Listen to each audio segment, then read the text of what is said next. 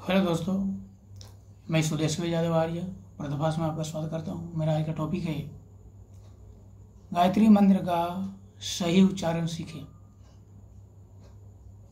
दोस्तों, यूट्यूब और फेसबुक पर वीडियो बनाने की एक वार्ड सी आ गई है।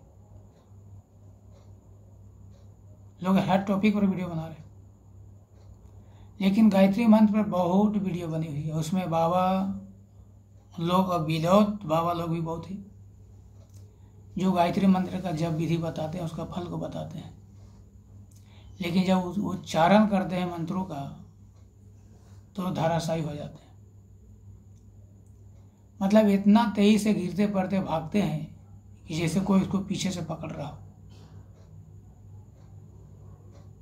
और उसका कारण है सही से उच्चारण मालूम नहीं होना, और उसका मुख्य रूप से 2-3 कारण है। पहला है कि वर्णों का सही से उनका मालूम नहीं उच्चारण, वर्णों की जानकारी नहीं है। दूसरा, व्याकरण नहीं पढ़ा है। और तीसरा, जब को टारगेट को पूरा करना। तो सबको टारगेट होता है कि हमको 1000 बार जाप करना है, कोई लाखों बार जाप करता है, 1 महीना जाप करता है, और इतना स्पीड में भागते हैं कि कहो मत। क्योंकि उसको टारगेट होता है केवल 1000 पूरा करना, लाख पूरा करना। वहां शुद्ध है अशुद्ध कौन देख रहा है?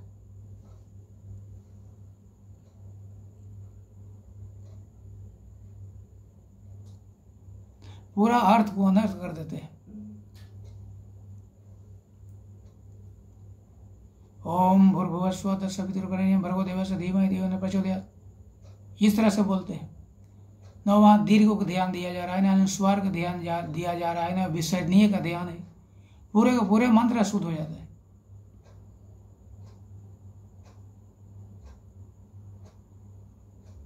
तो हमें धोखा दे सकते हो, ईश्वर को तो धोखा नहीं दे सकते।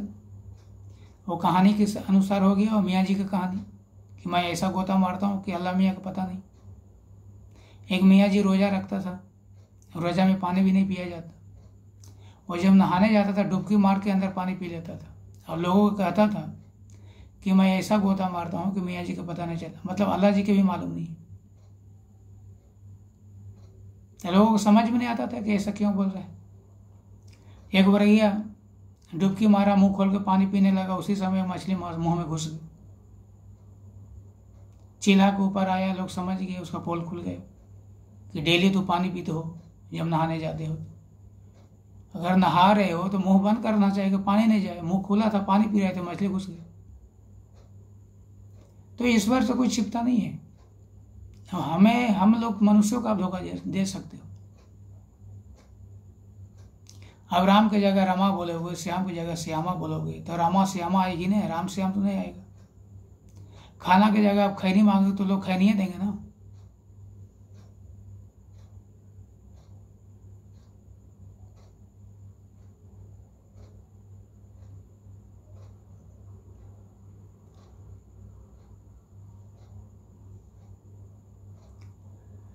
आ दीर्घ ही दीर्घ ऊ, ये ऐ ओ आओ, ये सब दीर्घ स्वर है।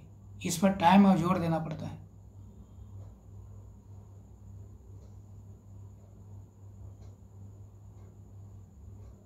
अनुस्वार होता है, विसर्जनीय होता है।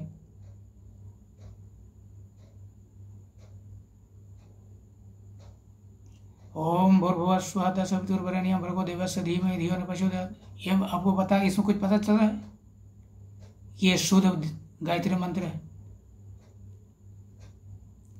ओम, अगर आप गायत्री मंत्र के जाप कर रहे हो, अगर ओम के जाप करते हो तो उसमें ओ हलंत माँ के बीच में एक चिन्ह है पुलुत का, उसमें आपको लंबे स्वर से ओम खींचना होता है। गायत्री मंत्र में लंबा स्वर नहीं जाना है, हल्का लंबा खींचना है। ओम भूर्भुवः स्वः तत्सवितुर्वरेण्यं भर्गो देवस्य धीमहि धियो यो नः प्रचोदयात्।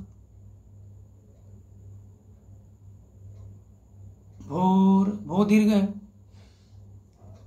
तत्सवितुर्वरेण्यं रे दीर्घ है, भर्गो गो दीर्घ है, दे दीर्घ है, धी दीर्घ है, धियो यो दीर्घ है, प्रचोदयात, चो दीर्घ है या दीर्घ है, उस पर टाइम देना है, थोड़ा जोर भी देना है।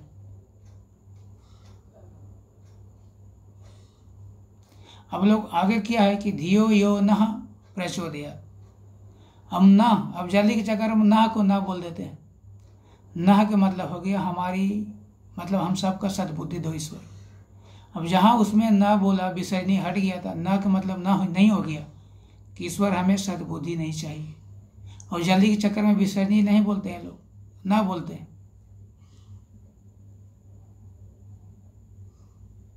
मतलब अर्थ का अनर्थ होता है, अर्थ सही हो ही नहीं पाएगा, पूरा मंत्र खराब हो जाता है। उससे आपको 1% भी कोई फल मिलने वाला नहीं है, चाहे करोड़ों बार जाप कर लो। भूर्भुवस्वः, भू मतलब कई तरह का अर्थ होता है इसका। भूलोक, भुवा, दीवलोक, स्व, स्वर्गलोक। तत्सवितुर, ये तीनों लोगों को बनाने वाले ईश्वर को बड़े नियम हम वर्ण करते हैं, ध्यान करते हैं। भर को क्लेशों को भस्म करने हारा देवस्य, देव को धीमहि धारण करते हैं। धियो, बुद्धियों को यो आप न, हमारी बुद्धियों को प्रचोदयात, उत्तम गुण कर्म स्वभाव में प्रचोदयात, प्रेरित करे। भू, प्राण को प्राण, भुआ दुखों से छुड़ाने हारा, स्व, स्वयं सुख स्वरूप ईश्वर को हम ध्यान करते हैं।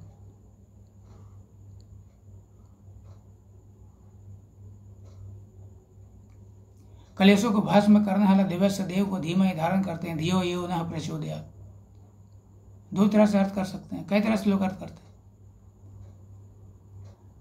मतलब ये जो तीनों लोगों को बनाने वाला जो ईश्वर है, उसको हम धारण करते हैं, वरण करते हैं। क्यों?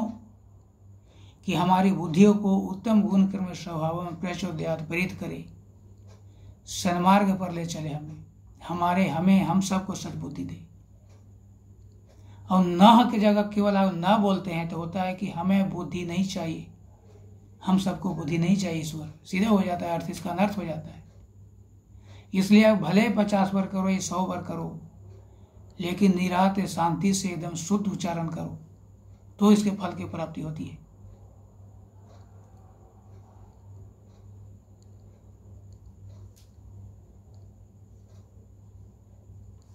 उच्चारण के मामले में बिहार, बंगाल, यूपी, इधर जो झारखंड है, बिल्कुल ही खराब है। ये सब की हिंदी भाषा होते हुए भी सब सही उच्चारण सही नहीं। और साउथ वाला के देखो, वो सबके लैंग्वेज अंदर अलग है, फिर भी मतलब वो शुद्धता के मामले में साउथ इंडिया से आगे कोई नहीं है, मैं देख चुका हूँ। अब वेदों का अच्छा वहीं पर हो ही रहा है। उन लोग किसी का नाम भी बोलते हैं तो मतलब बहुत शुद्ध रूप से ह्रस्व व दीर्घ को देखकर बोलते हैं। मेरा एक दोस्त था वेदवीर, हम लोग उसको वेदवीर बोलते थे, गुस्सा करता था, वेदवीर ने वेदवीर। अब किसी को हम लोग बोलते हैं पंकज, तो हम लोग लास्ट में हलंत लगा देते हैं, पंकज लास्ट वाला जो वर्ण है उसको पूरा नहीं बोलते हैं, लेकिन वो लोग बोलते हैं पंकज, सुनने में शुद्ध और शुद्ध भी उच्चारण होता है। अब किसी को बोलते हैं महेश, सुरेश, सुनने में अभद्रता होता है और उच्चारण भी अशुद्ध होता है। अगर वही हम किसी को बोलते हैं महेश, सुरेश, शब्द भी शुद्ध हुआ और संबोधन भी अच्छा लगता है।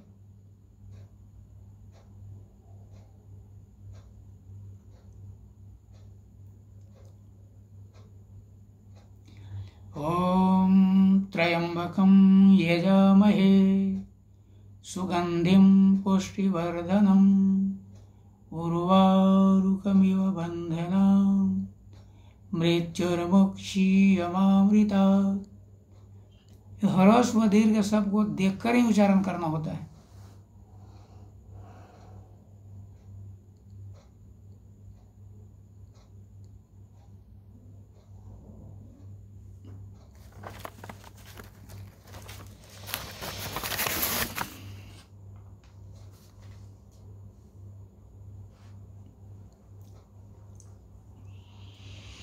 अब जैसे कि मंत्रों का उच्चारण करते हो तो मंत्रों पर विचार करना जरूरी होता है। गायत्री मंत्र में स्तुति, प्रार्थना, उपासना तीनों है। ये कहावत है, काला अक्षर भैंस बराबर। अगर मंत्रों का आपको अर्थ कुछ मालूम नहीं तो फिर आपको जपने से फायदा क्या हो रहा है? आप ईश्वर से क्या बोल रहे हो, क्या प्रार्थना कर रहे हो, क्या मांग रहे हो, आपको कुछ मालूम ही नहीं। और इतना स्पीड में भाग रहे हो कि आप मंत्र शुद्ध उच्चारण नहीं कर रहे हो तो अर्थ पर विचार कैसे कर सकते हो? इसलिए जाप का पूरा फल तभी मिलता है जब आप अर्थपूर्वक उसको जाप करो, ईश्वर की दुनिया में गोता लगाओ, अनुभव करो कि चारों बाजू ईश्वर है, हम उसको गोद में बैठे हैं, हम ईश्वर को आराधना कर रहे हैं, उससे हम मांग रहे हैं। ऐसा अनुभूति होना चाहिए। आप अपना टारगेट पूरा मत करो कि हमको 1000 बार और लाख बार करना है। ये टारगेट ही आपका गलत है।